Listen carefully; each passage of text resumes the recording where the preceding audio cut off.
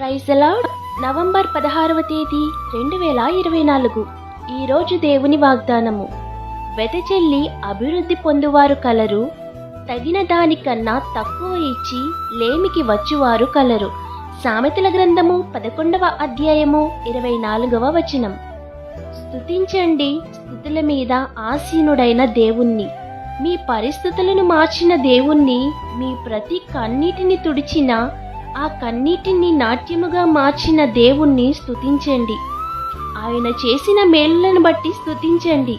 విశ్వాసముతో మాట్లాడండి, విశ్వాసముతో మొదలు పెట్టండి. అద్భుతం చూస్తారు. విశ్వాసంతో చేసింది ఏదీ పోదు. వాక్యంలో నిరర్ధకమైనది ఏదీ లేదు.